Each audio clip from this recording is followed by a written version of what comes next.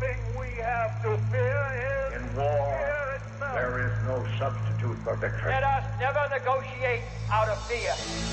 We stand undivided, forever united, fighting hand in hand for the liberty we've earned, for glory and honor, for our sons and daughters, ever mindful of the lessons we've learned.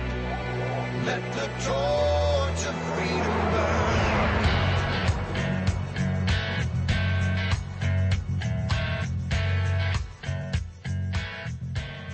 Welcome to the intersection of faith and politics. This is WallBuilders Live with David Barton and Rick Green. We've got a special program for you the next few days.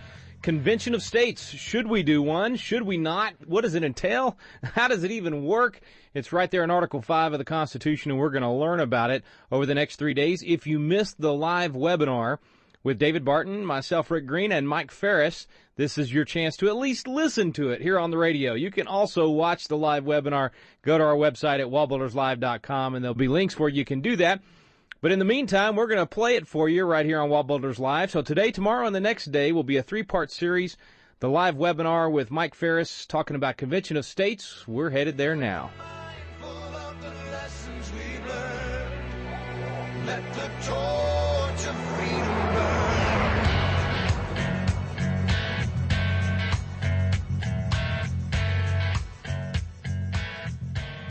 Welcome to WallBuilders Live. This is the intersection of faith and politics, and we're glad you're with us this evening.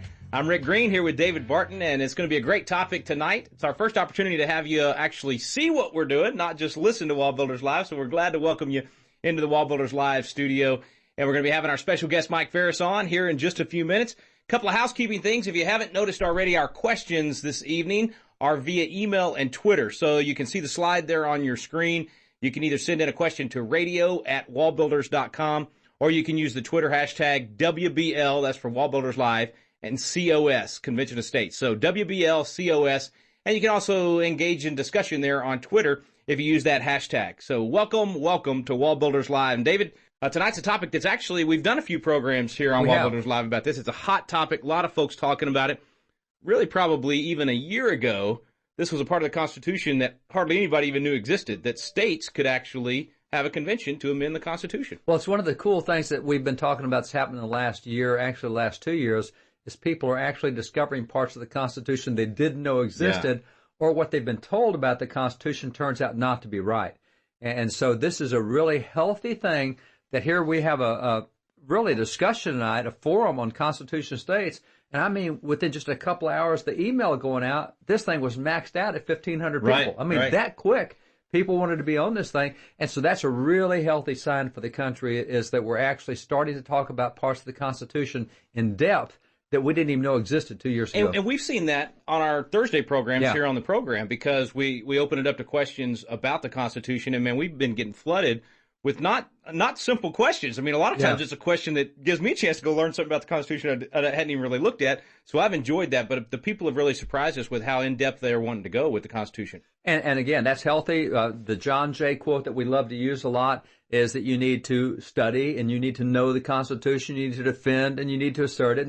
And you've got the slide there in front, and that slide says every member of the state ought diligently, and I love that word diligently because that's what started to happen, to read and study the Constitution, to teach the rising generation to be free. By knowing their rights, they will sooner perceive when they're violated, be the better prepared to defend and assert them. And that diligently study, to read and study, that's starting to happen now, and that's a healthy thing. It is. Okay, so now as people are studying it, I think they're looking at the Constitution itself, and they're learning what the founders intended. Then they're looking at their government and going, wait. There's a lot of stuff happening in Washington, D.C. that is not constitutional. What can I do about it? Well, let's talk about Article 5 for a minute, because that is an interesting part of the Constitution. Alexander Hamilton, when they did the Federalist Papers, and the Federalist Papers are considered to be the most authoritative commentary on the Constitution, at least that's what James Madison said. And so in the Federalist Papers, Alexander Hamilton talks about, we gave every branch constitutional tools for self-defense.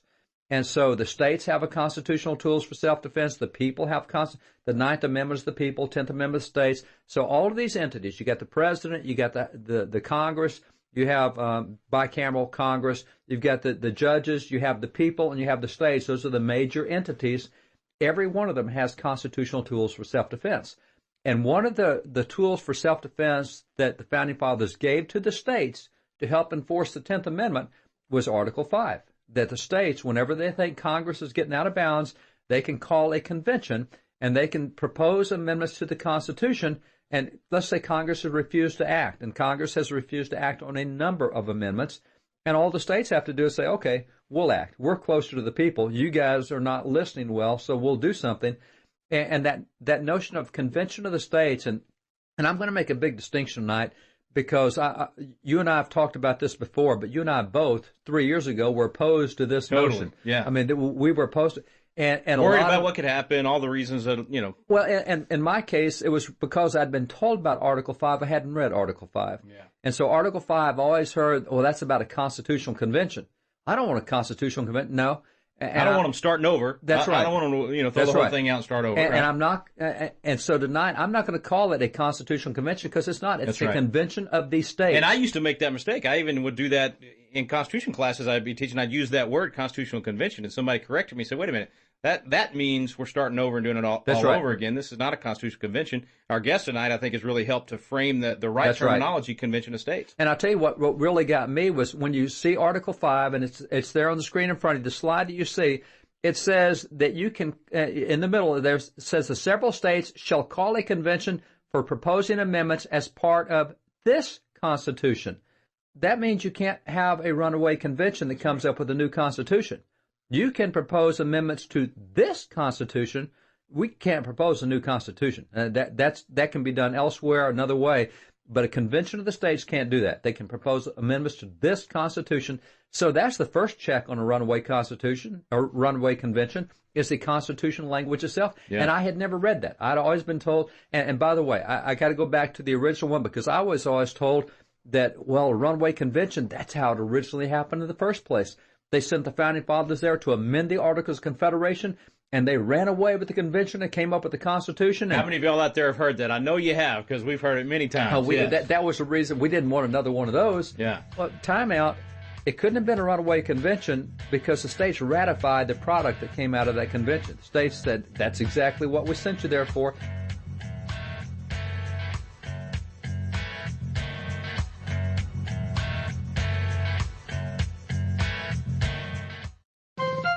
This is David Barton with another moment from America's history.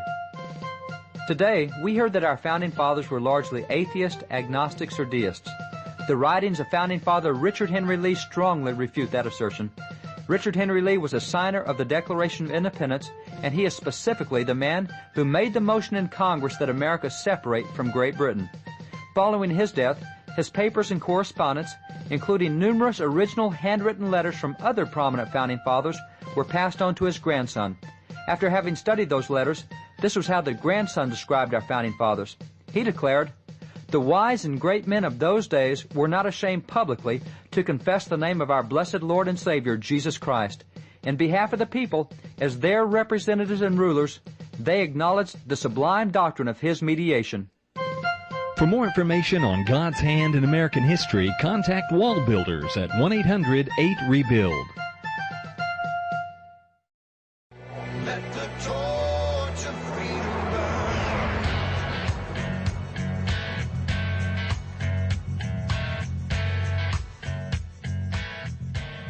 burn. The history is really clear that the states have control over their delegates. The example I love to use all the time is the states when they sent their delegates from Pennsylvania to the Second Continental Congress, and that's not a normal authorized body, because the states had their the Continental Congress was kind of like the Constitutional Convention gathering. It was an outside of government body, and so you had Pennsylvania send them there and says, do not vote for independence. So all their delegates did not vote for the Declaration, but then they sent new instructions to their delegates and said, vote with all the other states. If all the other states go with independence, you go for it too. And so the other states went for independence, but half of the delegates in Pennsylvania did not go for independence. They voted contrary to their state's instructions. Those 5 were called home and replaced with 5 new delegates who went the other direction. So it was real clear the states had control of their delegates, It was not a runaway convention. We know that because the states ratified what came out of the. They didn't say, "What did you give us? This isn't why we sent you." They said, "Yeah, here's the Constitution we want." So it's really clear, and that's kind of what has gotten you and me on the other side of this. Is I don't think it hurts the Constitution to use the Constitution, quite frankly. One of the things we've talked about before that was really a game changer for me was this idea of if something happened there, when I realized the relief valve that the founders gave us. No matter what happens at a convention of states, it doesn't become part of the Constitution. It goes back to the states and has to be ratified. And just adding it up and realizing that only 13 states could kill any amendment that comes out. Let me change that. It's not 13 states. It's one chamber in 13 states. That's right. And so think of New York City. Think of the senators from New York. How blue is that? Yeah. Hey, the Republicans control the Senate in the state of New York. So that's a really blue state. And yet you could kill it there. And you got New Hampshire, really blue state, and Republicans have one of the chambers there. They're not going to give you a new constitution. Yeah. You have the same thing with Pennsylvania. So you look at even the really blue states. I don't care how pessimistic you are.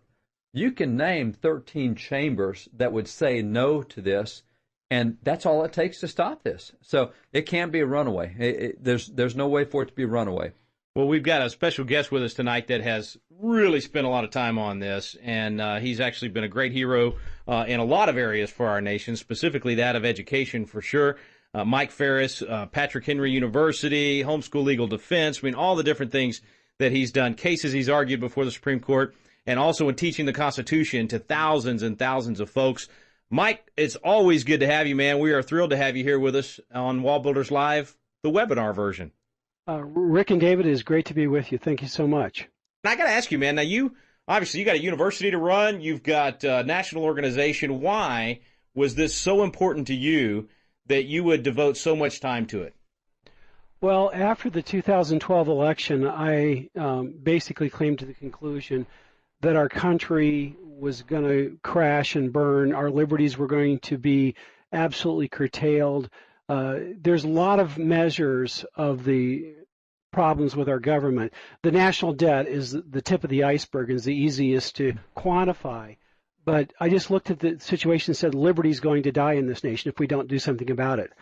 And so because I've been a student of Article 5 for over 30 years, I litigated one of the last Article 5 cases in our federal court system. It went to the Supreme Court.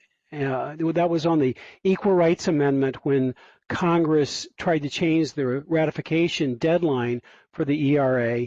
I represented 4 Washington state legislators in challenging the constitutionality of that. So I became a student of Article 5 as a very young lawyer, and I've been in practice now for about 37, 38 years.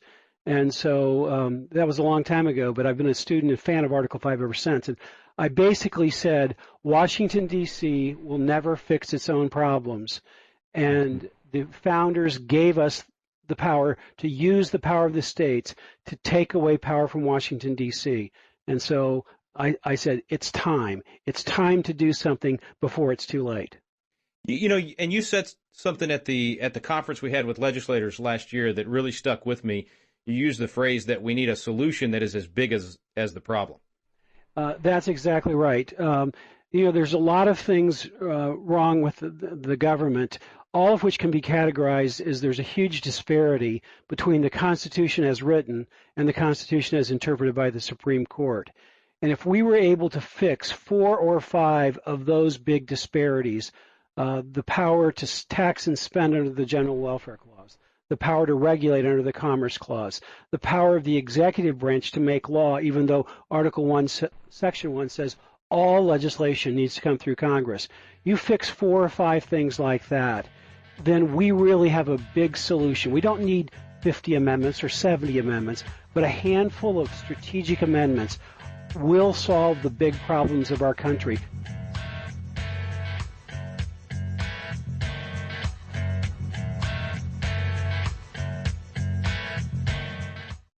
This is David Barton with another moment from America's history. The Pennsylvania Supreme Court recently overturned the jury sentence of a man convicted of the brutal murder of a 71-year-old woman because the prosecuting attorney had mentioned a Bible verse in the courtroom. Yet consider what happened in the 1778 case, Respublica versus John Roberts. Thomas McKean, a signer of the Declaration of Independence, was the Chief Justice of that court, and addressing John Roberts after the jury had sentenced him to death for treason, McKean told him, "You will probably have but a short time to live. Before you launch into eternity, it behooves you to repent of your evil deeds, to be incessant in prayers to the great and merciful God to forgive your manifold transgressions and sins, to teach you to rely upon the merit and passion of a dear Redeemer." This prominent founding father actually delivered a salvation message to the defendant in the courtroom. For more information on God's hand in American history, contact WallBuilders at 1-800-8-REBUILD. Let the torch of freedom burn.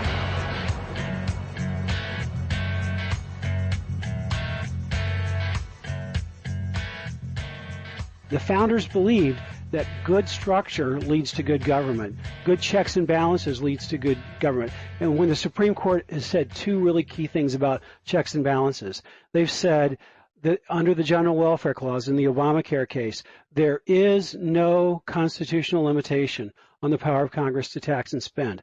I don't want to live in a country where there's no limitation on Congress on its power to tax and spend.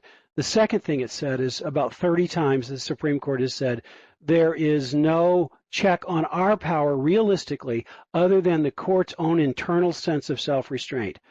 I don't want to live in a country where there's no better check on the Supreme Court than that. And these are the kinds of things that the states can legitimately address. We gripe and moan and complain. It's time to stop griping and complaining and do something constructive by using the actual text of the Constitution to find the solution to these big problems. Okay, so let's think about, I guess, talk about some of the reasons why people are concerned about doing a convention of states. And first, let me just toss that out to you. What do you hear as the main objection that you'd want to tackle first tonight? Well, the main objection from conservatives is the concern that the convention would not be limited to the power, to the subject matters in our call. Our call asks for a convention for the purposes of imposing fiscal restraints on the federal government, limiting the power and jurisdiction of the federal government, and imposing term limits on federal officials. And that would include both members of Congress and the judges. And so that's the subject matter. And people, conservatives at least, say that's all well and good. And if we were guaranteed that the convention would stick to those things, then they would be supportive, but they're afraid that they'll do other things, wild things, like repeal the First Amendment or the Second Amendment, as if that could realistically happen. And there's no realistic reason to believe that that can happen. It's just simply you have to suspend political reality to believe, for the very reasons that you and David outlined. A single chamber in 38 states can stop any amendment that is contrary to the call. Moreover, the most important thing internally in the convention itself is you vote one state, one vote. And so even though on a population basis, a lot of the big states are pretty liberal. I mean, California is a big state and it's pretty liberal. Texas is also a big state and it's pretty conservative, but nonetheless, people are afraid of the big states. But it's one state, one vote. And Republicans control a majority. 27 state legislatures are controlled, both houses, by Republicans. Nebraska is officially nonpartisan, but it's really a Republican state. So you've got 28. And you can't get a majority vote in that chamber unless you get a whole bunch of Republican states to join you, including there are 5 states where the Republicans control one house and the Democrats control another. And so you don't get to a majority with just the 17 or so Democrat states that exist. And Mike, you said a single chamber in 38 states. You meant a single chamber in 13 states, right? Only 13 to kill one, 38 to pass one. I did. I misspoke. It's a single chamber in 13 states to kill it.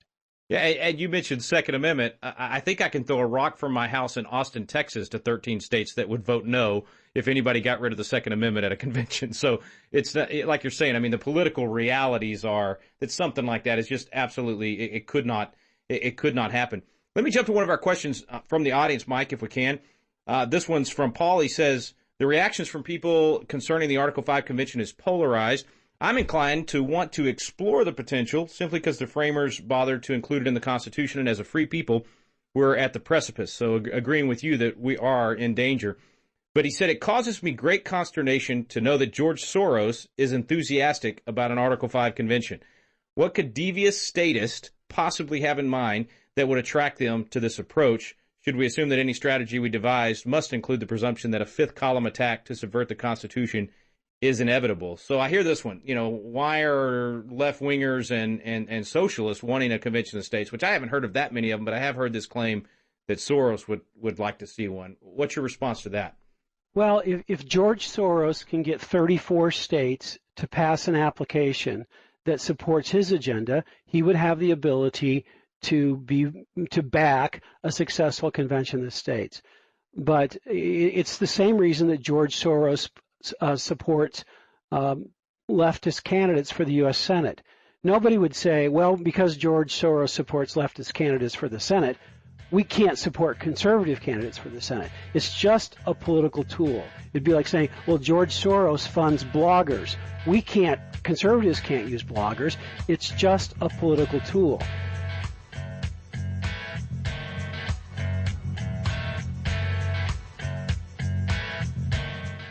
Have you ever wanted to learn more about the United States Constitution, but just felt like, man, the classes are boring, or it's just that old language from 200 years ago, or I don't know where to start? People want to know, but it gets frustrating because you don't know where to look for truth about the Constitution either. Well, we've got a special program for you available now called Constitution Alive with David Barton and Rick Green, and it's actually a teaching done on the Constitution at Independence Hall in the very room where the Constitution was framed. We take you both to Philadelphia, the cradle of liberty in Independence Hall, and to the WallBuilders Library, where David Barton brings the history to life to teach the original intent of our founding fathers. We call it the Quick Start Guide to the Constitution because in just a few hours through these videos, you will learn the Citizen's Guide to America's Constitution. You'll learn what you need to do to help save our constitutional republic. It's fun, it's entertaining, and it's going to inspire you to do your part to preserve freedom for future generations. It's called Constitution Alive with David Barton and Rick Green. You can find out more information on our website now at wallbuilders.com. Let the torch of freedom burn.